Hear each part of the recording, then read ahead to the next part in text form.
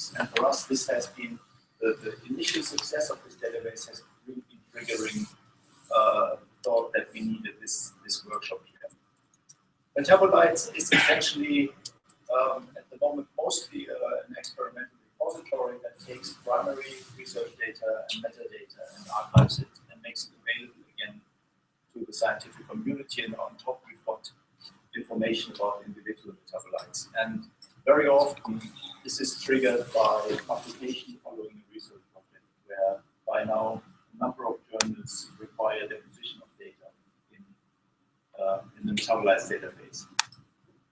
We've recently reached the 100 dataset mark, which was a very nice initial success. This is one example of where we already have 106 database of just one random dataset, where you can then dig into the this is another dataset on Alzheimer's, where you can then dig into the description and also get the primary research data associated with the dataset. And that's essentially what all the databases here, all the study databases, all the archives, but the primary data and some metadata that makes the thing searchable across all EBI resources. And this has recently been celebrated in a spotlight article in Cover News and also in GigaScience, where it was mentioned that we've reached the 100th dataset and that we are going to look at a very nice flood of data in metabolomics that hopefully will be useful for the scientific community. So this is one example, one recent example where a study was published on maternal plasma of 180 heavily pregnant women, and this was then deposited in, before the publication, deposited in metabolites where it's now accessible. Can you have a way of finding out how big an individual data set is?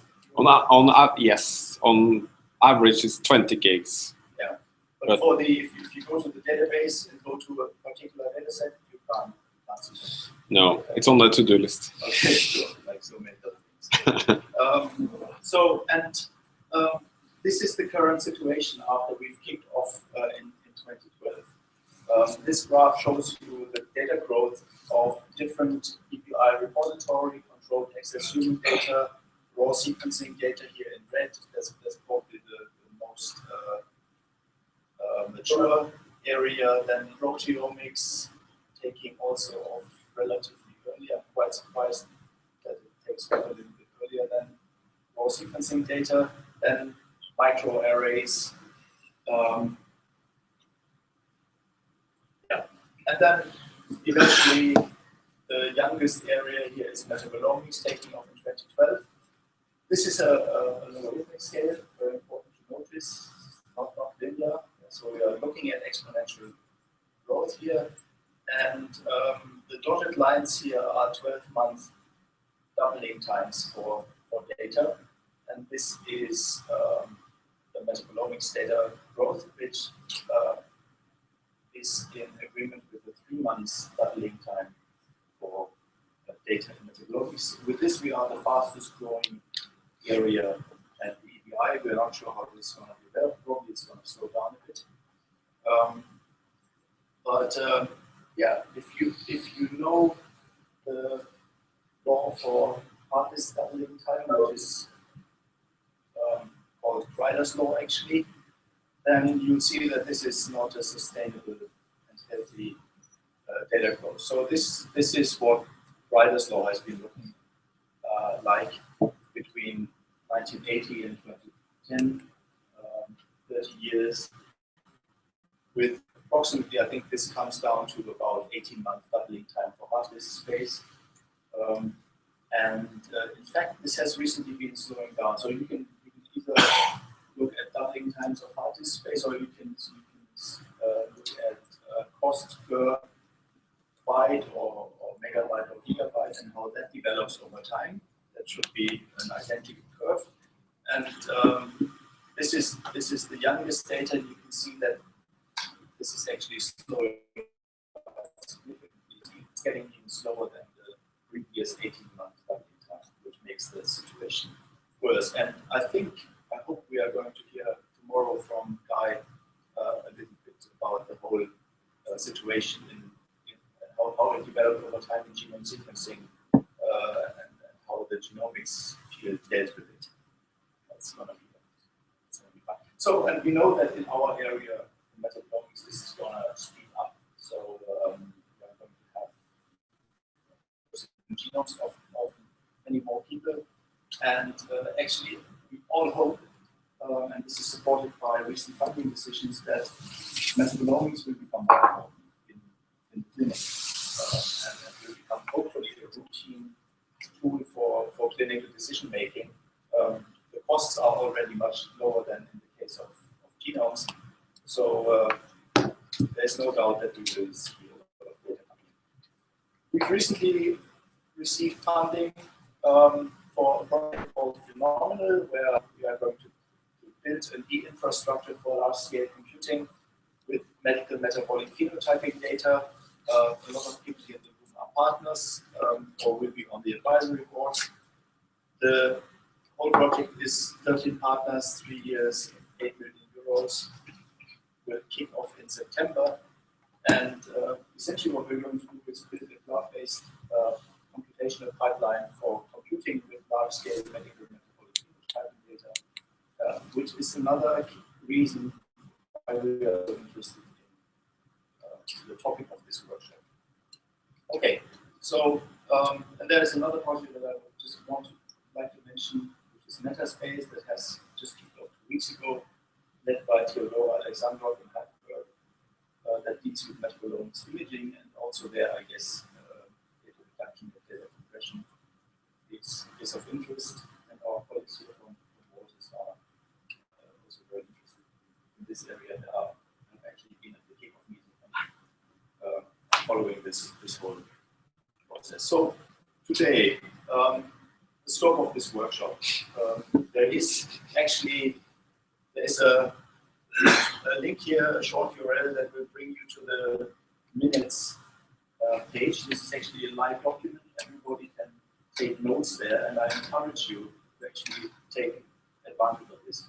Go to that document and take your minutes there if you dare.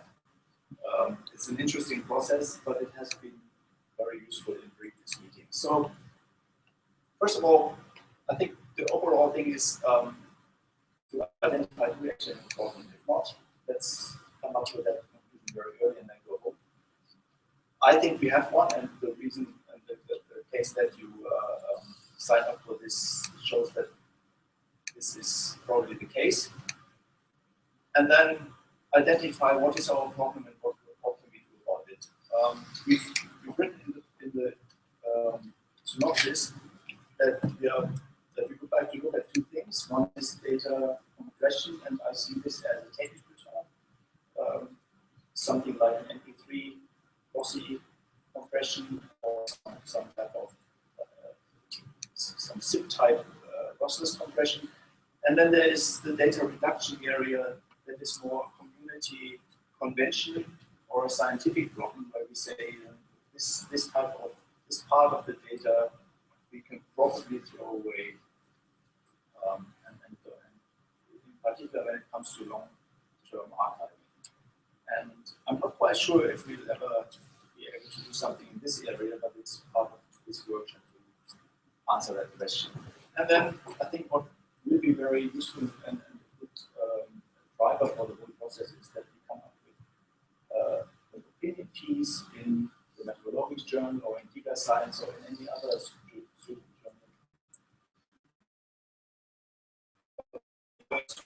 Around to alert the community of the fact that there is a group of people interested in this and who has been thinking about this.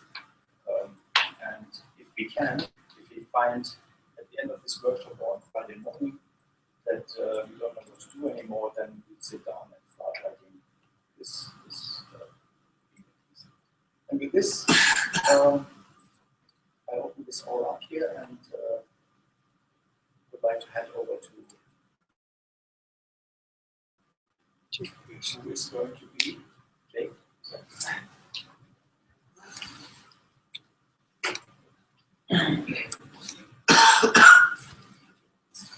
it's better to start. Let me, you want to do it? Yeah, I do. No, I want to record that, sort of make a presentation on the WebEx. So that you can see by sharing. Log out.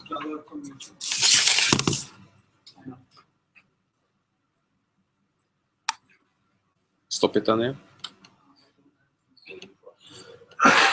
You didn't read it from the keyboard. That's why.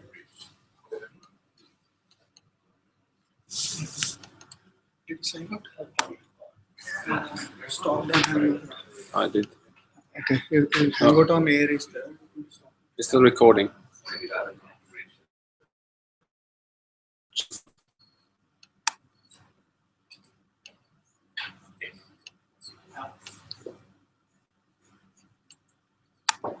You need to do the screen sharing for the presenter for the WebEx.